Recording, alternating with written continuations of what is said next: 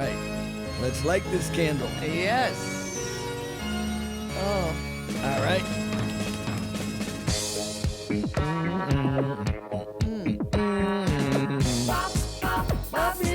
All right. We're back at it again, John. Thanksgiving hangover finished. Yeah. Did you get a Thanksgiving hangover? I mean, like a food coma hangover. Yeah. Day of. I always go really hard for the main meal, and then I take a nap after the Cowboys game, which is at like 1 o'clock, and then always have a little turkey sandwich to top off the evening that night. You have to have 2 courses of turkey on Thanksgiving Day. It's a rule. The meal and then the late meal. Yep, exactly. Yeah. My trick, though, is when the bird comes right out of the oven is when I get up. It's like we're like still 40 minutes away from the actual meal, but when the bird comes right out of the oven, that's when I go and start plucking away at the skin and some of the meat. So I kind of cheat because that's, I think, the best time to have turkey. I think it is. I think standing around picking at a protein, it's got to be some elemental, visceral, caveman, cavewoman thing. Yeah. Because people just love to do it. It's like we're all hairy people, like this, and basically there's a fire and there's something cooking, and we're all just eating it and feeding it to each other and our family. In a loincloth. Yep. I mean, because every time I do something on the grill, inevitably, men more than women, but there will be 2 or 3 guys standing around here like, oh, I'll take a piece of that. I'll take a piece of that. Needs a little more time. Yeah. That kind of thing. Yeah, I love it. Well, so, okay, let's get this show on the road. Yeah, here. so we're Eat, Talk, Repeat. We're back. Another episode. I'm Ash Watkins, the Hamburguesa Principessa of Las Vegas, and you can find me on all platforms at Ash the Attorney. John, go ahead. You're next. I'm John Curtis. The self-proclaimed best restaurant critic in the world. And you are privileged to be listening to me. Yeah. And together we are Eat, Talk, Repeat. You can find us at Eat, Talk, Repeat on all platforms. Like, follow, subscribe, get the little notifications whenever we drop an episode. Leave reviews so other people know what they're getting into. What else? You can email us. You can email us at cheers@eattalkrepeat.com. And I want to say something, I mean, with no sense of false modesty, because I think it bears repeating on Eat, Talk, Repeat. I think I've listened to other podcasts, food podcasts about Las Vegas. No one covers the territory as much as we do. I don't think so either. I mean, in terms of just getting out there to restaurants all over town, food news you can use. I mean, the other podcasts have their, even the guys like our friend Jonathan Jossel at the Plaza Pod, Vital Vegas. I mean, sometimes they just have food components, and there's a few like Al Mancini and Samantha Gemini. They have a food podcast, and they all have these components. But I think in terms of just pure volume of information, we push it out there more than anyone. Yeah, okay? And honestly, we aggregate a lot from our news counterparts. Yeah. We pull articles. And also the thing I'm proud of, we're not just going to media events.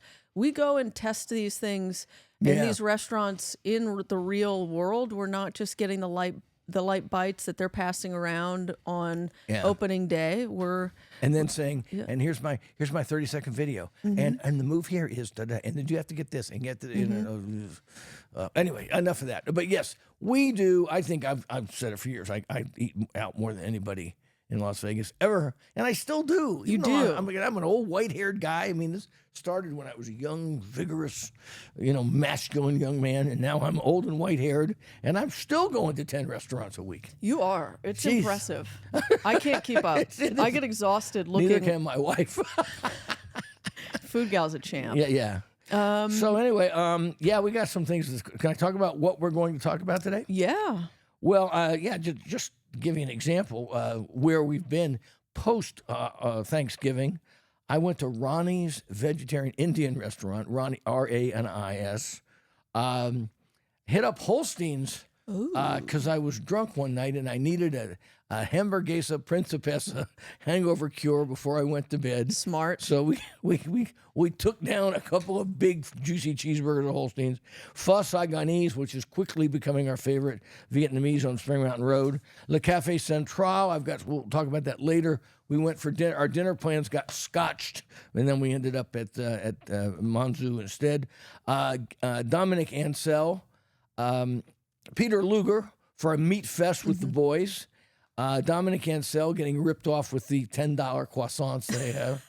Jesus Christ. And then Gaetano's. We'll talk. We'll do a deep dive into Gaetano's because place out in Spring Henderson area, which have been to many times in the past, but not in many years. So it was a lot of fun to go out there and hang out with Nick Palmieri and just kind of see what they're getting done out there. So what about you? Well, I was with you when we trekked out to Gaetano's, and it was my first time, so I'm excited to talk about that. And it's here on the list, so you're going to get a cheat. But I was going to ask you, I had been out of town for Thanksgiving and just got back into town the other night and thought, this is just the quintessential return to Vegas go-to meal, and it is La Tai Tu. Exactly. You got to go because it's like you strip away all the other kind of the Thanksgiving falderall or wherever you've been traveling. Like when I go to France or Spain, what do you want? You want that kind of that electric shock of Thai cuisine with the peppers and the veggies and the rice. Yeah, La Tai Tu is fantastic. All right, let's get the food news you can use. You sent something about La Liste, the 10 years of the La Liste, redrawing the world map of gastronomy. Do you remember sending that? No. And it was just What did I do? I don't know. You sent it, and I didn't know if you wanted to talk about it. Well, La Liste is trying to compete with kind of Michelin? With Michelin and the world's 50 best. And it's very Eurocentric, I think. And I mean, you look it up, La Liste, L-A, and then L-I-S-T-E.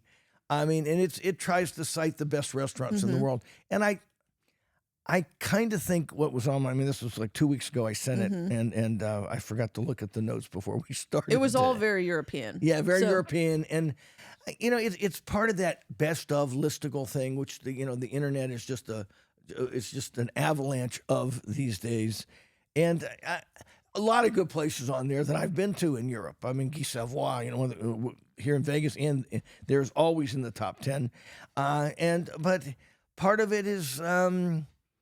I just go, I have listicle fatigue. Of people just, at the drop of a hat, I'll give you my top 10 meals of 2025, that. But it's just like, it's just one after the next because, and I'm going to blame you and all you stupid millennials. Okay, I'm a fair warning because you have the attention spans of a housefly and you're not going to do any kind of reading into anything. So you just want to go, oh, man, that was number 6 on the world's 50 best. I have to go.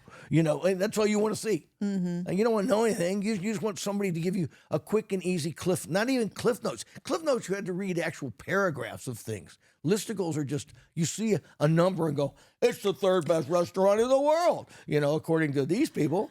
And it's all just bullshit. Okay, wait. So I pulled it up. There's like a top 10 of 2026. And for the first time ever, 10 restaurants from 8 different countries share the number 1 spot. Yeah, there you go. Because we can't decide on number 1. So we're going to give number 1 to 10 places. Yeah. So the next one, so number 2 will be number 11. Yeah. So Cheval Blanc in Basel. You've got Da Vittorio in Italy. Guy Savoy in Paris, La Bernardin in New York. Yeah, been there many times. Lung King Heen in Hong Kong. Okay. Martin Berasategui. Berasategui, very nice. Ash. Berasategui. I think it's Berasategui. Okay. Oh, the T is after the S. Yeah. Okay. And on this, Spain. Let's see, Matsukawa in Tokyo. Robuchon Odome in Macau. Yeah. And then Schwarzwaldstube in... Schwarzwaldstube.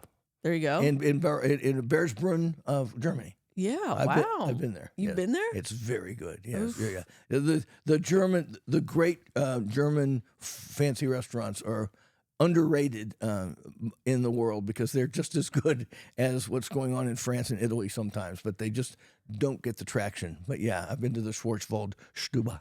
And then last but not least, Single Thread in Healdsburg, Which you've been to. yeah, Mr. Hollywood and I went to, and I really loved it. I think Sam mentioned in an episode prior that he had gone and hated it, but that's Sam. He just doesn't like anything when Yeah, I've been if it's there not first. if it's not Bavette's. He Yeah, doesn't if like it's it. not That's- Bavette's. I'm sorry, he doesn't have the Bavette burger on the menu.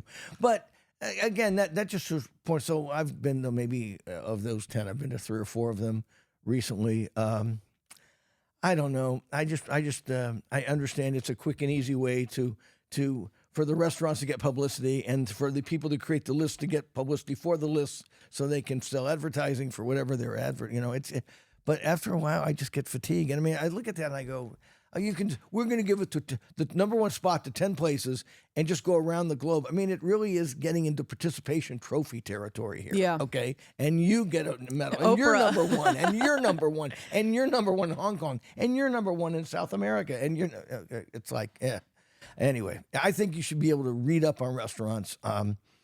And I've said it for a long time. I mean, the ones try to find bloggers, try to find books, guidebooks that still exist if they do, where people talk a little bit in depth about places and decide where you want to eat.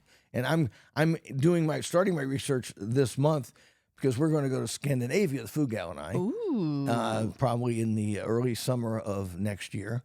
And I'm trying to find something other than here's Eater Stockholm's top 5 restaurants. Eater Stockholm. Yeah, or whatever the hell they have. Sad closures in Stockholm. So that was the list. Okay, let's keep going. Okay, Gorilla Pizza, which is Detroit style pie, or we've talked about it. They were originally in the Hard Hat Lounge.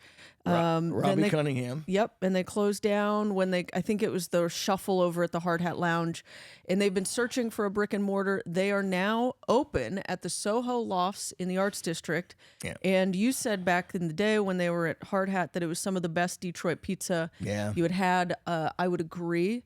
Definitely. If that's your style of pizza, it's worth in a going Red to. Dwarf for the 2 Detroit pizza places in town, yes. And Skinny Fats and Beer Zombies, Draft Room, Close It Down, Sound Summerlin. Yawn, Skinny Fats. Don't get me started. Viking Mike's. Have you heard about Viking Mike's? No. Oh my gosh. What is Okay, if you're driving technically up Main Street, where we're on Wyoming, go down Main Street. It's Jared's place. Yes. Yeah, okay, yes. Yeah. Next to the stadium and horse trailer hideout, right there on and the yurt. It's got a yurt. It's got a yurt, and it's right next to the district sandwich shop, coffee shop, right around the corner from I Want a Coffee. Then get one. So Viking Mike's. They're currently testing a German beer hall menu with house-made sausages. If there is a soft pretzel with a beer cheese, I am fucking there. Pretzel slut. I am. I love it. I love it. Absolutely. Cannot pass up a good soft pretzel. Well, I want to know what the deal is then with all these homemade sausages things. Like suddenly out of nowhere, I'm getting people saying, I'm making my homemade sausages. Somebody sent me, who's the chef who sent me one? The type of DMs that John gets. Look at my sausage. What do you think? Okay, and I open the text. You I do. I'm assuming it's legit. Most of the time it is. Okay, I can't find it, but somebody sent me a thing about. I'll keep looking for it here. They want me to taste their German sausage. So there it is. Here it is. It is Dan Coughlin of Latai and Latai 2. Yes, he's doing house-made German bratwurst. He sent me right a Thanksgiving week, so I was really busy. He said, I want to send you a couple of my new bratwursts, and I'll show you. I mean, they look delicious. I haven't had them. So there's the... where do these fit on the Thai menu? Yeah, I don't know, but Dan Coughlin is doing they them. look good. It looks legit. Yeah, it looks very nice. And I've got to contact him so I can have a taste. But what's with the German sausage revival? Where'd that come from? Everyone wants that comfort food right now. Yeah, the world is so crazy out there. They want to feel at home. They want something to warm them from the inside. Like a bratwurst. Nothing better. Sauerkraut. Speaking of which, I'm going to jump ahead.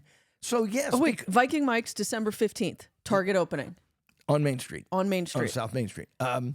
Yeah, along with this sausage. So we're at Peter Luger yesterday, and David Osius, the general manager, says suddenly brings two giant kind of beef pork bratwurst sausages to the table. Says we just started making these with our beef scraps. So sausage making is a thing. It's happening. Get on board, folks. And he served it with a little sauerkraut and German mustard at Peter Luger. It was fantastic. Remember, folks, those in the know, Peter Luger began as a German beer hall back in the late 1880s. I didn't know that. Oh, yeah. It was a German beer hall with meat and things to eat, but it was that was its origin in like 1880, I think. Sauerkraut was one of those things on New Year's Day. My family would always have pork and sauerkraut as like the good luck meal to start the new year. Makes sense. But I hated sauerkraut as a kid. Like, but hate it. But it's great I now, love right? it now. It's like that palate shift as an adult. It's just got that acidity and crunch. I can't eat a hot dog without sauerkraut. It's so good. Good mustard and hot. I'm in there. Okay. All right. Egg slut opening at the Rio, the restaurant that is a success solely because of the name. I think they're good. They're okay. Frickin' egg sandwich. But I'm happy for the Rio. I think that they're trying. Yep, they are. Let's see what else. Just overheard at coffee just yesterday morning.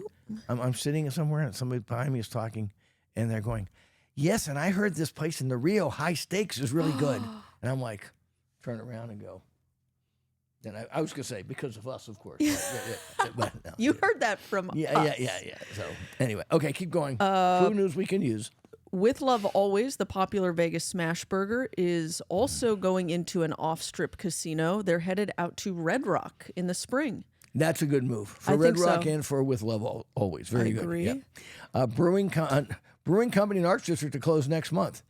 Huddle Brewing Company down next door to Nevada Brew Works and Soul Belly. Soul Belly. It never made any sense to me why they put two brew pubs right. I mean, we're talking 100 feet away from each other. It never made any sense. So one of them didn't make it. So sad to R.I.P. say. Okay. Let's see. Okay, these were clickbaity headlines. Legendary Vegas pizzeria closes shop after 37 years. It's not really true. Metro Pizza closed. It was such a clickbaity headline. Oh, yeah, exactly. And I'm like, this is bullshit. What? Everyone goes, yeah, see, the economy is so bad. They're closing. Metro Pizza closing. They're closing. They're opening. They've got 15 locations in town. Yes, so that location had been open for 37 years. They're closing it. You can still find them in Ellis Island Casino. They're opening a sliceteria at the Bend, which I'm kind of excited for. It's a twist on Metro Pizza between Slice, Cafeteria. They're going to be offering up different pizzas by the slice, 15 different types of pie. Yeah. That's always been kind of Metro's jam. John Arena and Sam have Facciani. I always get Sam's last name wrong. But they've always, even when they were starting out back in the 80s and 90s, they were the pizza place that would have multiple styles of pizza. So it was never just, we're just serving you like 2 or 3 pies. It was always thin crust, thick crust, loaded, purist margarita. They've always done that. So I'm excited. I think it's going to be a huge success for John Arena. So. Wisconsin burger chain headed to Las Vegas, Culver's. And you didn't know that there was such a thing as a butter burger. I didn't. I was talking to John about this because apparently Culver's has an actual cult following. People drive hours to track them down out here, and now they're coming to Las Vegas. And you immediately were like, I'm pretty sure Wisconsin's famous for the butter burger. Yeah. Sure enough, registered trademark of Culver's is the butter burger. You know who's a fan of the butter burger? The late great Carrie Simon, who came from that part of the country. And he was the one who schooled me on the beauty of putting a pat of kind of hardish, almost frozen butter inside of a beef patty and then grilling it as the butter melts into it. It's just ethereally good. In fact, I don't know why everyone doesn't make their burgers that way. It makes sense. I mean, it's just about the size of like a pat of butter you would a pre-made pat. Yeah, it makes a ton of sense. And boy, does it make it taste great. I'm going to have to try that. Okay, Culver's coming soon. All right. Okay, another clickbaity headline. Saddest restaurant closings to know about in Las Vegas, November 2025. Ada's Food and Wine. Well, They're not really closing. they're not closing. They're moving. So They're moving to our hood. they're coming to us, baby. And we are excited. And they're going to be opening like a week. Really? Yeah, the 14th. Oh. Yeah, a little insider tip. They may be serving a few days ahead of that. Ooh, yeah, I hope so. Yeah, and I was down there looking in, seeing how the construction was going. Excuse me, something's in the air here. Sniffing. Oh, it says this says it's opening Friday, December 19th. So maybe the 14th is when you're invited, John. Yeah, I'll be there on the 12th. Just knocking on the door. Yeah, but yeah, Ada's Food and Wine, which is one of the offshoots from James Tree's little empire he's building out here. It's really an incredible spot. Probably one of my favorite local restaurants. I had always wished it was closer than Tivoli Village, and soon it will be. So yeah, and I think they will get a more appreciative audience down here. I'm interested to see the impact it has on California Street there, where You or Me Sushi is, Garage East, Tacotarian. You or Me Pan Asian, John. You or Me Pan Asian. Okay, got it wrong there, but we love You or Me. So interesting to see how if it and Esther's is literally a stone's throw away, right around the corner. So whether this helps to continue this critical mass of great food and drink in that little confined area, or if we start cannibalizing other places, I'm curious. I think it's going to be a critical mass thing because there always seems to be a piece missing downtown, and I think the innovative food that Jackson Stamper does at Ada's and Cat Thomas's very interesting wine list, very approachable, both with selection and price. These are the kind of the one thing downtown doesn't have. I mean, we've got plenty of brew pubs, dozens of great burgers. We've got steaks at Main Street Provision. We've got Italian food, but we don't have kind of an interesting gastropubby food downtown. I know. And so I'm looking forward to see how that and Garage East. I think is going to step up its game a little bit. You know what I mean? Because it's going to. I'm excited for that. Yeah. They're both very different vibes and energies. Yeah. One's absolutely much more of a meal. One's right now currently like a light bite wine spot. I think with the apartments and condos and everything that's coming down here, it's all going to work out. And I agree. Ada's has got that unique food that I think we've been missing. Update also. Spoke to Chef Kessler of Aroma Latin Cocina. The last day in the Henderson location is probably December 30th. Opening date for the new location sometime around last week of January, early February. And the new location is next to the Sand Dollar. So I wonder if it's where Tres Casuelas. It's got to be. Used to be. It has to be because they've got the kitchen and everything already set up right there. Yeah. That is very interesting. Wow, because Tres Casuelas moved out the west side, and I went there. The less said, the better about that. But yeah, okay. It's like Polaris and Spring Mountain. Yeah, and it's well, that Tres Casuelas was around for a long time. COVID really damaged his business, but it survived, and now it's moved. Interesting location. I didn't know that till just this second, and I'm just wondering. I remember when Tres Casuelas first moved there, I said, it seems like it's a bad location, but it's actually pretty good. The parking is super easy. You can get there right off the freeway. You can get there. You can walk there from the Las Vegas Strip. It's a 15-minute walk from the Strip, and it's right on the cusp of the eastern cusp of Chinatown. So there's a lot of things in its favor. I hope I don't know. I just he's going to have to market it smart, and I think it's let's hope he does. I think he will. Also, he's got a little bit of a following, so I don't know.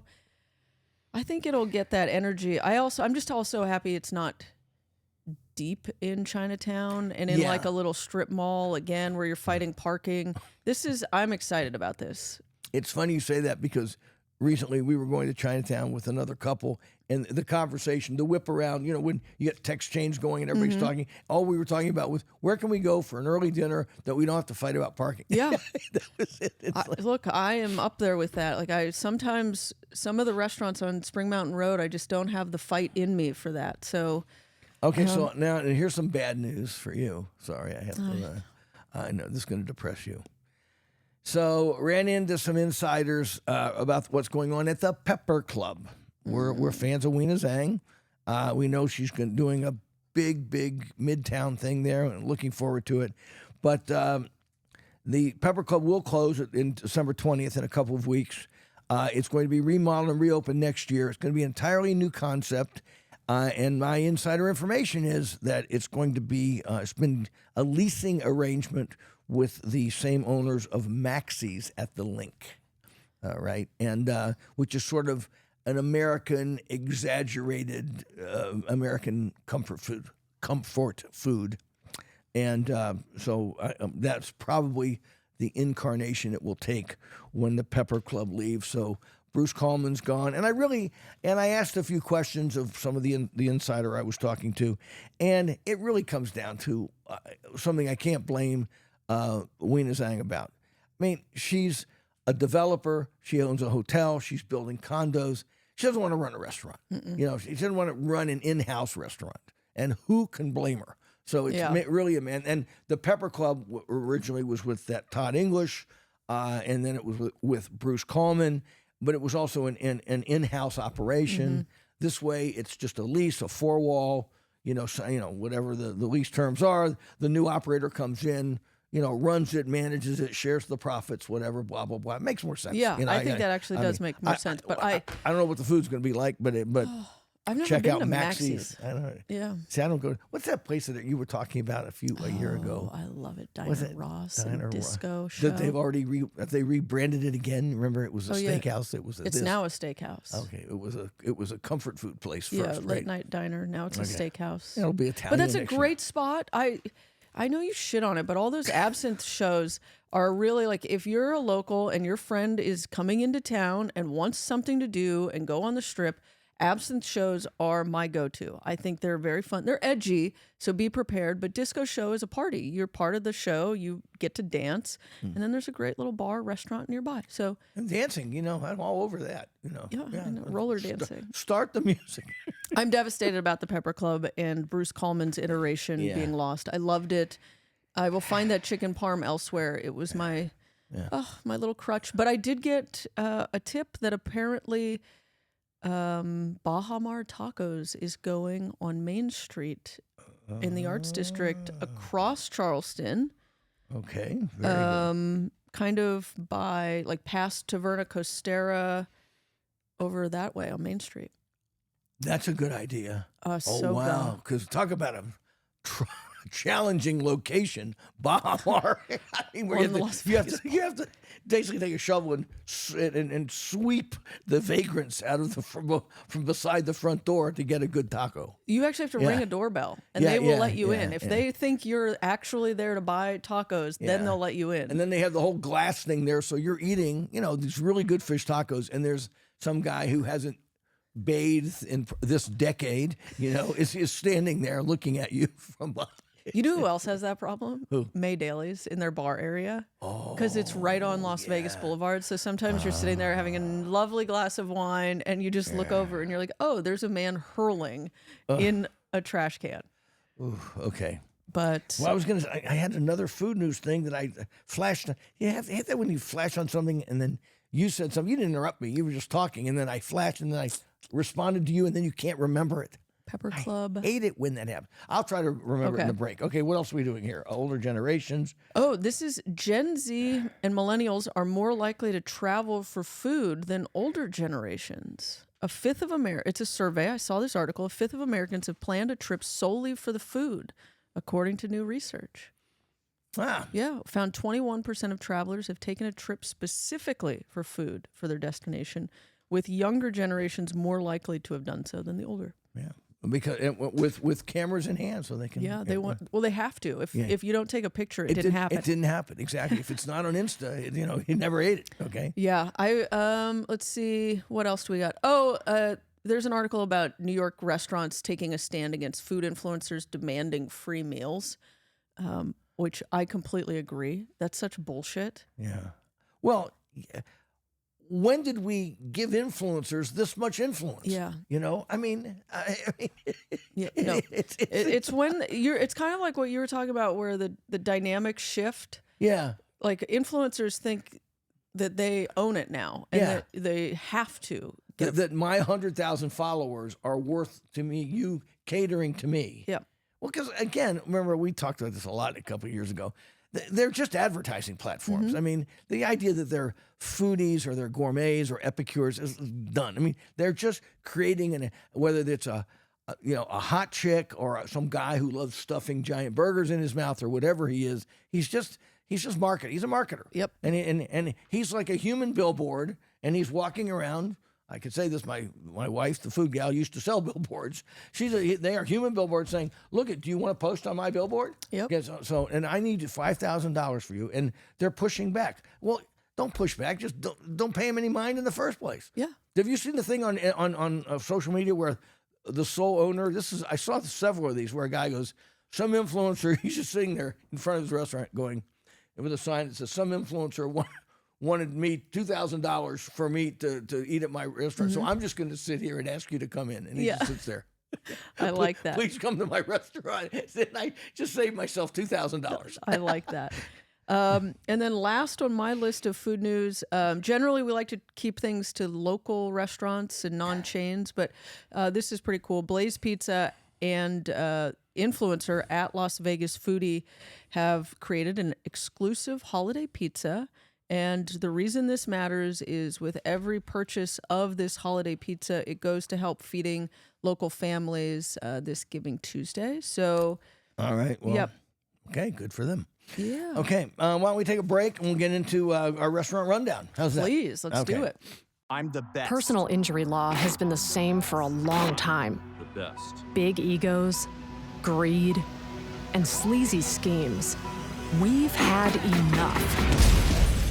Welcome to Sam and Ash, the new standard for personal injury law, where things are done the right way, because you deserve a team that delivers real support and results. When you have both, your whole world can change.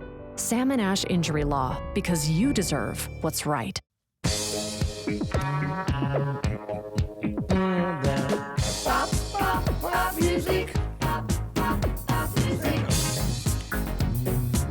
All right, we're back. We are. Let's have a little trivia. Oh, All right. new segment. Do you know where? I'm just gonna. I don't know off the top of my head. I can't give you names and exact dates, but where the word, since we're talking sausages, where the word hot dog, when the word hot dog was popularized to describe a frankfurter in a bun. What year? Just give me a decade Oh, and where. I'm going to go 1920s. Wrong, but good guess. And I would say New York, like Coney Island. I don't know. Well, you're closer than you think. The hot dog in a bun became famous. Nathan's in around 1900 in Coney Island, New York. So you got that. But calling it a hot dog started with a cartoonist in Chicago. Oh. And sometime I think around 1913, 1914. And I can't remember the fellow's name, but he made fun of hot dogs by showing a Wiener dog, Rocky, on a over here. bun. And saying, reminds me of a hot, that's a hot dog. You know what I mean? Here's that's funny. here's a little wiener dog and that sort of took off as the slang. So it started with a cartoonist who drew a cartoon of a dachshund in a bun. Okay. Wow. So you could look it up, as Yogi Berra would say. Yeah, you can look it up. So that's where old hot dog came from. Okay. I love it. But Nathan's on Coney Island is generally credited with popularizing the sausage on a bun thing, but they weren't called hot dogs at the time. I think they were called red hots at first. Yeah. Oh. Yeah. So the hot dog kind of fun. So now we. You want to know a fun fact? In high school, I told my parents I didn't like Nathan's hot dogs, and they were like, "You're just being a problem. You don't know the difference." So my family conducted a blind hot dog tasting competition to prove, and I won. So you could tell the hot dog you did not like. Yep. Oh, but I've come around. I like the Nathan's. I think there was like I went through a phase where I really didn't like mustard or acid in my and Nathan's has a little bit of a bite to it. But yeah, so fun fact. I take it seriously. Well, I like cheap hot dogs like Nathan's are fun, but they're not they're not gourmet. Yeah, they're not bratwurst, German brats and whatever. So anyway, that's just a little aside. So let's get down to our I want to hear about this Ronnie's. You went to a vet. How? Why? I have so many questions. I saw this post. Okay, this is. As listeners know, people who know me know. I mean, I've been writing about food in Las Vegas since 1994. Okay, so I mean. I've lived here since 1981. And like a lot of foodies, the real gourmands, the people that are out there like me, and I know there's a lot of you out there who are out to try everything and want to, are fascinated by food and looking to, you see a hole in the wall, you go, hey, I haven't had a Salvadoranian pupusa in a while. I wonder if I should go there. You know what I mean? Oh, there's a Bulgarian meat pie joint, tucked in a corner of an obscure little shopping center. Maybe we should try that. Well, right on West Sahara forever, I think about 20 years now, there's been a place called Ronnie's, RANI''S, and it just says it's an Indian supermarket. Indian, Pakistani. I mean, of all the. It's called Ronnie's Las Vegas World Foods. Yeah, World Foods, but it's very heavily the food of the subcontinent. From Afghanistan, Persia, it has that, but mainly Indian. And they have a little takeout counter there, and so the food gal and I and I've known it's been there forever. And I always think, well, maybe I should just go and try it, because it's vegetarian. We were like looking for something different one day. We were running errands and then we're hungry. So we go in and get 2 platters of vegetables and rice. And let's just say that we regretted it about 4 hours later. Yes. Oof. It wasn't food poisoning, but let's say it did. It was a meal that reminded me of itself for a good 6 or 8 hours after I ate it. Okay. Now, the funny part is I run into another food writer a few days after this, and both the food gal and I are like, oh, it was innocent enough stuff. It was biryani rice, lentils, cauliflower, and some sauce. It tasted fine, a little spicy, but you expected that. But and the food gal even said during her meal, she went, I don't know about this stuff. I said, well, I don't know. It's vegetarian. How bad can it be? Right? So we ate it. We didn't stuff ourselves. It wasn't cheap either. It was, I think lunch was like $50. What? For a couple of little vegetable trays. So as so happens, like a few days later, we're down here downtown, morning coffee, run into a fellow. I'm not going to throw him under the bus, but a local, a guy who's written about food in town. He's not known as a food writer, but he writes about food. Nice guy, knows his forks. So he's someone to be taken seriously with his opinions. And he's just like, where are you eating? We always do that when you run into fellow travelers. Where you been going? What do you like? Anything new? So we have that quick conversation, and I said, well, I went to Ronnie's. And he looks at me. He's kind of a big husky guy. He goes, Ronnie, you went there? I said, yeah.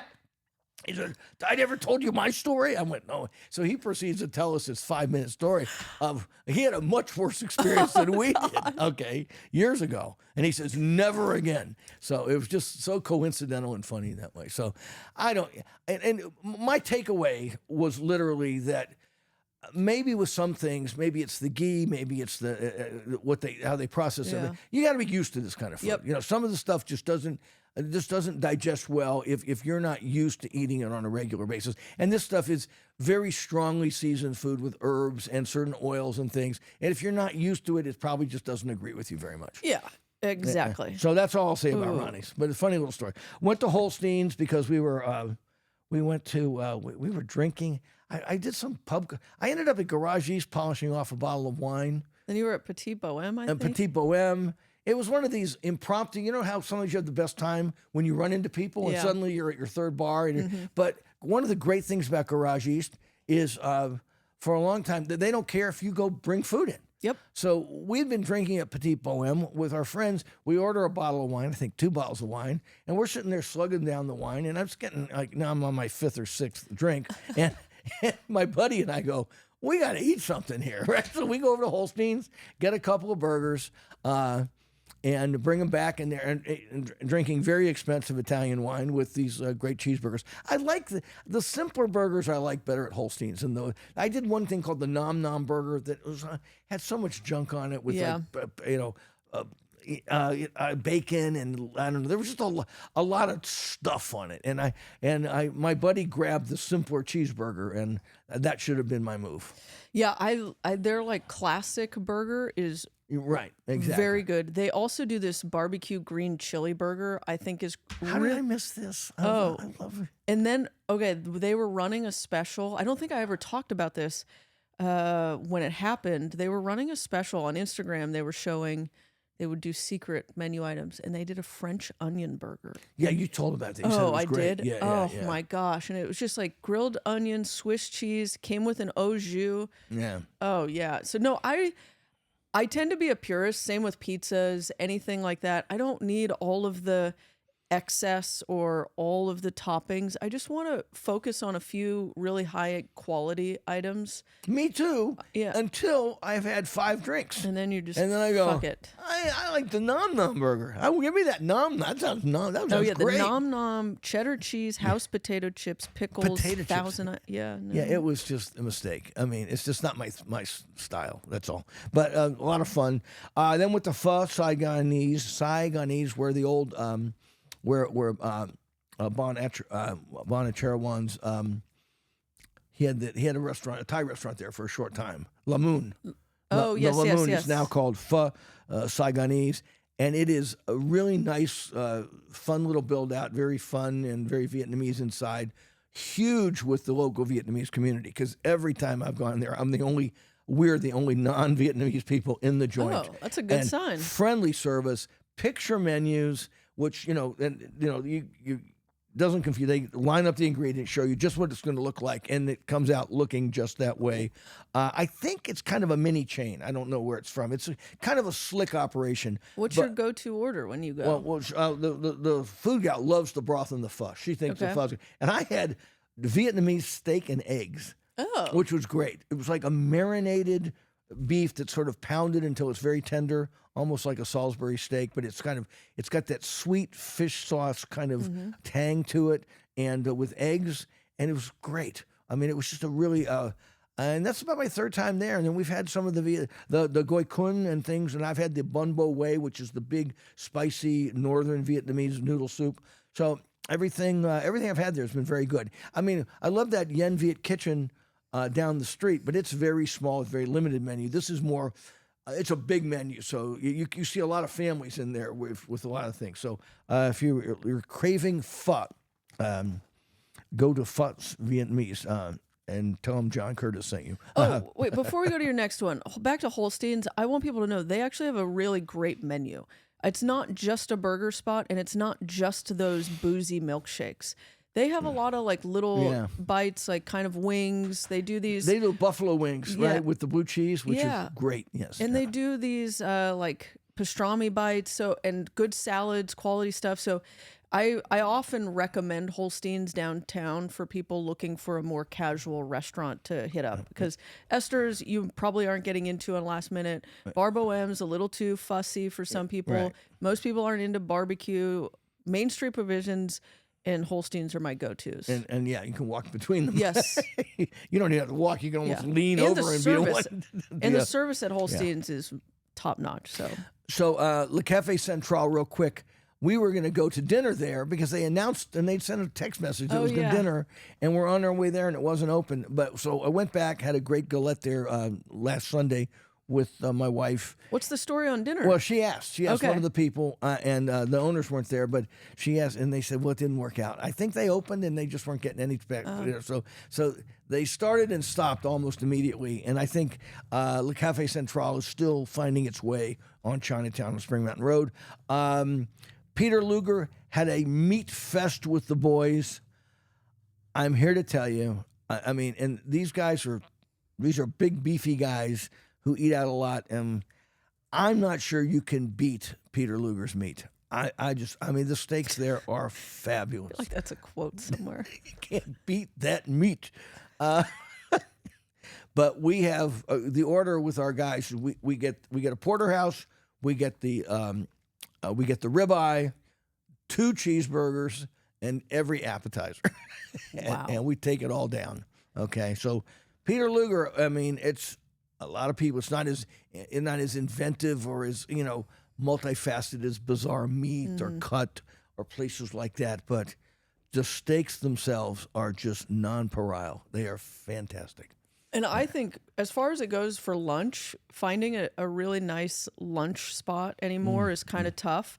But Peter Luger, they do a quality. They have this And they're power busy. lunch. Oh, yeah, they're busy. And they've got this quality power lunch menu for under $50. You get an appetizer, you get a main course, you get sides, and then I think you even get a dessert. Right. And yeah, it's you get the little Sunday dessert, I think. Yeah. I think. Yeah. But we don't do that because these guys, we all go there to have this cholesterol fest. But a cholesterol festivus for the rest of us. How about that? But yeah, but I love it. I love Peter Luger steaks. I like the simplicity of it. And then I walked past Dominic Ansel, and I tweeted out yesterday that yes, the ripoff of Dominic Ansel's $11 for croissants, a $10 croissant, $11 for a chocolate croissant. I mean, it's just absurd. I mean, as I said in my tweet at Eating Las Vegas, if you're on Twitter. Sorry, I'm saying a lot today. Why? As I said in my tweet, the ripoff on the Las Vegas Strip, which are many and manifest up and down the avenue, don't start with the $25 cocktails. Mm-hmm. And I just remember what I was going to talk about. I just remembered it. I know what it is. Gymkhana. Yeah, Yes. I had that filed away for us. Thank you, Gymkhana, for your thing. Yeah. But the ripoffs on the Strip in the hotels, yeah, and I'm talking to you, Caesar's Palace and MGM and all of you people, don't start in the evening with the $25 cocktails. It's right when you wake up. They start when you wake up Yep. with a $10 croissant that all across Europe. Now, I don't know why in London and Madrid and Paris and Rome, you can get a little tiny, beautiful handmade pastry for $1.75. Because this is the Louis Vuitton Yeah, croissant. Louis Vuitton. It's a brand name. It's Stupid. absurd and not worth $10 for It didn't a pastry. win. We went. It was part of our crawl. Yeah, and then my buddies asked me. Yeah. They said, "Where did it come in?" I said, "I think it was like 5th place, something like that." Yeah, it was up there, but it wasn't. Yeah. And we said for locals, definitely not worth it. So that, Gymkhana is the thing I wanted to talk about. Because, again, just a segue time, because a couple of my buddies I had lunch with had gone to the Gymkhana, friends and family, and they said the food was good, the service is a work in progress, but they said the cocktails start at $25, and then they have $60 Manhattans you can have, and then they have like $400 cocktails. I mean, when will this bullshit stop?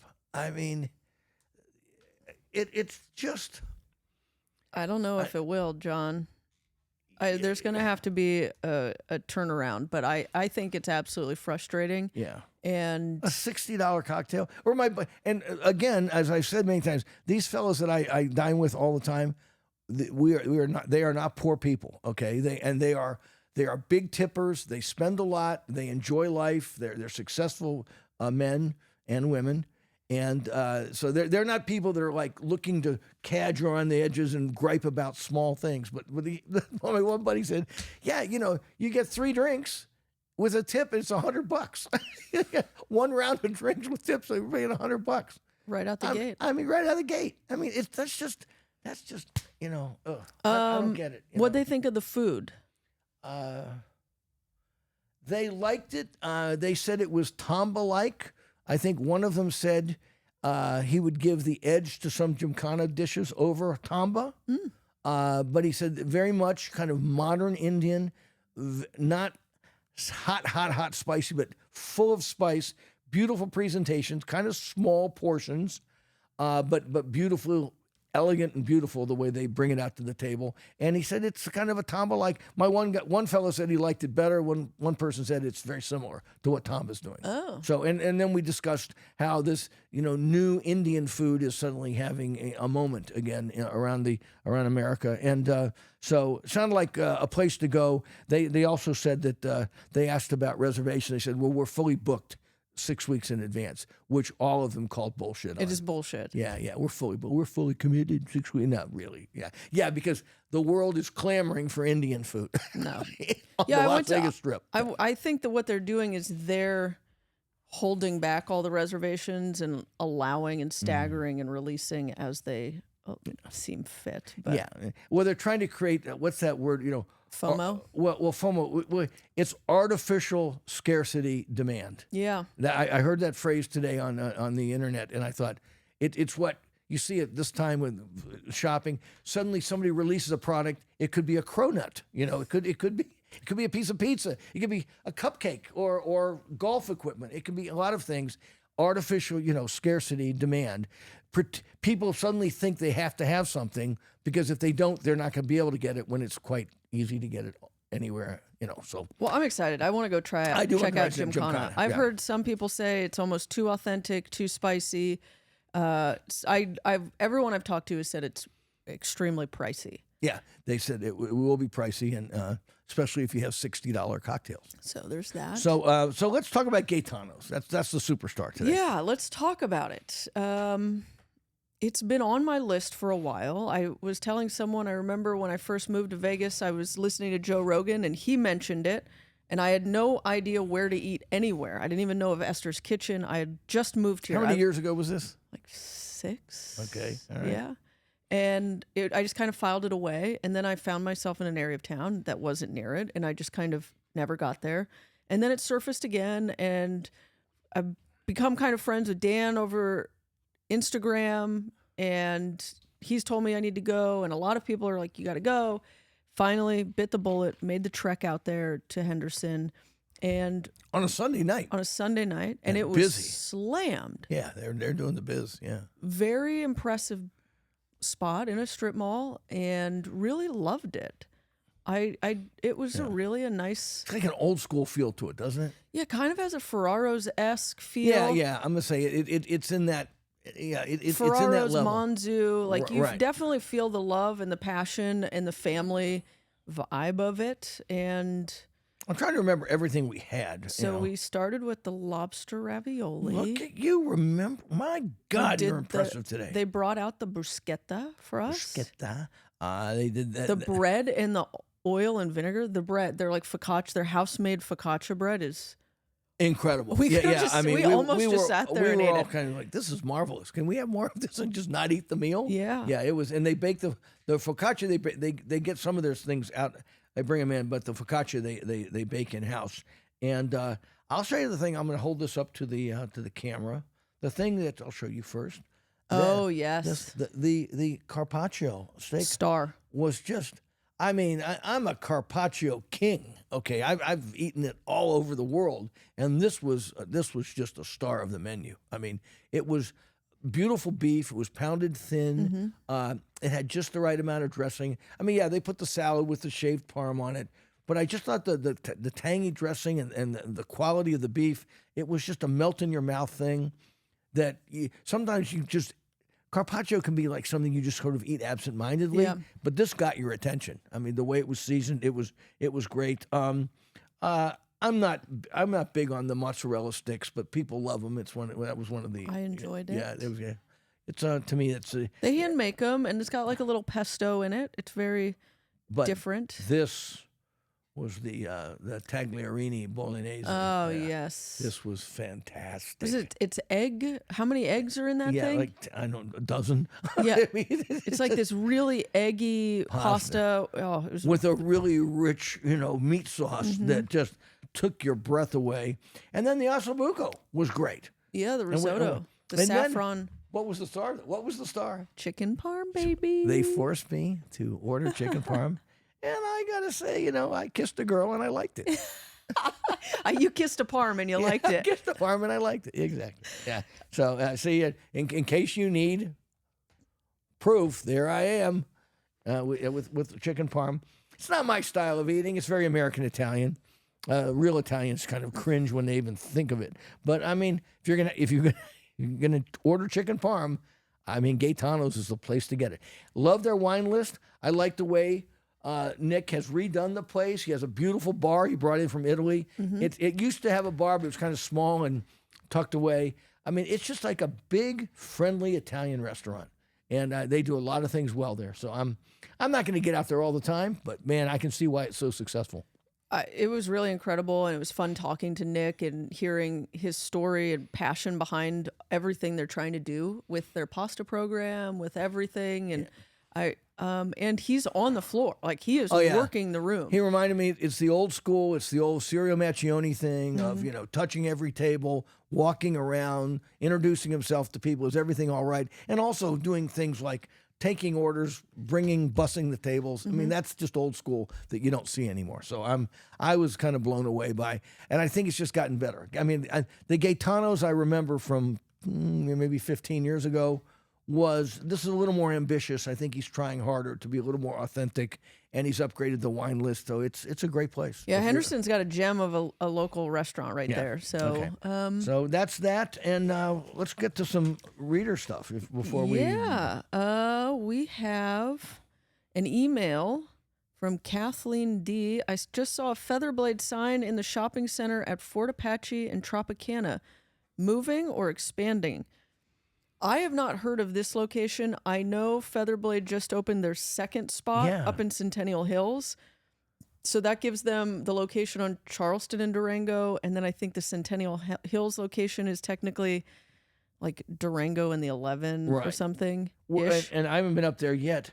The Food Gallon, I will get there and ask about this, because I'm surprised they would start a second expansion so quick. A third. Thank you. Yeah. So who knows? Thank you, Kathleen D. We will check this out. I haven't had time to do it this crazy week. YouTube. Oh, Floriana, the queen of pizza. Blah blah blah. We could not agree with you more. She told us at the Pizza Fest that her new place at I-90 Rainbow and I-11. It's called I-11 now. Is that what that's called? I don't know. Yeah, the old 90. Yeah, it's the old 95. The old we call it. But anyway, she said it's coming, and it's going to be here in January, late January, early February. Can't wait to see that happening. All this. Ball Bomb said, love the episode coming out this holiday week. At some point we are going to need a pizza ranking. Oh. I don't know. Yeah, so he was commenting on our Pizza Fest adventure, which was a really fun video. Followed us around interviewing all the pizzaiolos of Vegas at Pizza Fest, and he said he wants pizza rankings, and then he goes, may I suggest starting with the best 12 and getting one standard cheese, one artisan or unique slice that the place recommends, and ranking. It's inevitable. It's funny, I responded to him and I go, we've talked about it so many times, but the pushback and blowback we will inevitably get from it, because so many pizza is one of those things that it is so preferential. You've got your Detroit lovers, and you got your Chicago lovers. You've got your Brooklyn slice lovers. You've got then the Neapolitans. Right. That they like the floppy crust and the crust that's thinner than the plate it's on. And you got Sicilian, and you've got Roman. You've got tavern style, and just getting. What are all these big bubbles on the crust? Yeah. What is all that bubbling up stuff? I don't like that. Yeah. And it's going to be impossible. Yeah. I just think everyone has too many opinions about pizza. Yeah. Yeah. And I'm going to admit something here. I mean, I'm not going to say that I'm no John Arena. Okay, I'm no. I can't tell you that I could taste it and say, this is the best pizza in town. This is the best. I mean, because it is so personal, because there's so many variables involved. And I can always tell you what I like the most, but I don't know, on a qualitative analysis, I don't think I could put the same amount of thought or bring the same amount of expertise to the table I can with meat, barbecue, where I've eaten all over the United States, French food, which I've eaten all over France. Burgers. Yeah, burgers, which we eat all the time. Which, I mean, there are certain qualitative analyses that are kind of objective. I mean, you may disagree, but I think you can, as we found out with burger meat, sometimes the right meat just hits the second it hits your palate, and you can tell. But with pizza, everybody, you like a sweeter tomato sauce. I like a tangier one. I like herbs. You like crackly crusts. Yeah, you're right. I think it would be really tough, but we'll think about it. But one thing I'll even say, when we were at Pizza Fest, that all the chefs we were talking to, they kind of consistently said it all comes down to passion. Yeah. And so even though you have preferences, no matter what, that's the thing that will cut through when you're trying a pizza place. Are they phoning it in? Are they just opening bags of pre-shredded mozzarella and big tubs and that have no thought, straight out of Cisco? Or is there someone actually putting thought behind it and caring about what goes into that pizza oven and gets on thinking about the dough, thinking about every single pie. I mean, you can't relax. So anyway, pet peeves of the week. What do you got? Ooh, do you have one? Always, you've just got a running list. I've got one. Go. It's not real food oriented though. Okay. Oh man. It's Okay. just some of my boomer buddies. Hey guys, trim your frickin' ear hair. Okay. All right. My pet peeve of the week There's is ear hair? sitting next to some aging boomer guy who, looks like he has the Amazon forest sprouting out of the inside of his head. How do ears have hair? Yeah, well, women like you don't have hair in your ears, but it's an old guy thing. Oh. Okay, there's an old thing. You lose your hair on top Maybe of for your Christmas head. you buy him one of those like nose trimmers or whatever. I've just come across this one too many times recently where I'm sitting having a meal with a boomer acquaintance, and I look aside and I go, holy shit! It looks like he's, the back of a Pomeranian is coming out of the side of his head, And I'm like, and some of these guys have wives. I'm like, doesn't your wife tell you to clean that shit up? I mean, it's like, no, I mean, come on. So ear hair, dudes. Trim up that shit. Oh, man. Sorry to make you lose your appetite, but you wanted a pet peeve? Yeah, we got one. Yeah, you got one. Okay. One of our listeners, Charles S., delivered a pet peeve, which you can do on our website, eattalkrepeat.com. People who insist on using FaceTime at the table to talk to kids, friends, relatives with the volume at max. Buy some headphones at least, or better yet, put the damn phone down and enjoy the restaurant. Agree. Co-sign on that. You know where it's worse? Airports. And coffee shops. Yeah. Coffee shops and airports. Guys sitting here. Ash, I told you that we won't be able to meet till next Tuesday. And you're walking around talking to people. Okay, I've got my pet peeve. It's not on restaurants. It's about personal grooming? No, it's not on personal hygiene or grooming. People, when you're at a coffee shop or an order at counter setup, figure out what you want before you get up to the front, especially if there's a line. I am getting really tired of waiting in line for coffee or pastries or to place my order because someone wants to stare at the menu and make decisions. Just grab a menu, stand in line, think about it, step to the side. When you're ready, get in line. Does the latte come with half and half, or is it, right. I understand if you have questions, but have it narrowed down and then ask your question. And then you go, oh, I'm just going to get this. So you're basically talking about white women here, okay? It's They're not. the worst. No, it's white. It's not. I think it's a white woman disease. I do. It's not. It's not? Okay. No. Okay. I don't see many guys that walk up and go, I don't know. What's better, the cappuccino or the latte? I don't see that with men. I see with they're women. not talking. They're just staring at the menu, taking hot. Yeah. Okay. It's a good peeve, though. It is. Yeah. Be Figure that courteous shit to out. other Look, people. and it's one thing if you're one-on-one with the barista or somebody, and there's nobody behind you, and you could talk about their kids, who cares?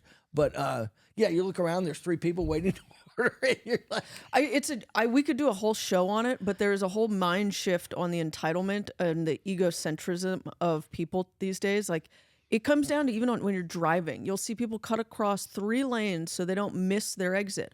Well, fucking miss your exit. Don't endanger the lives of everyone else. Go around. You sound like the food gal.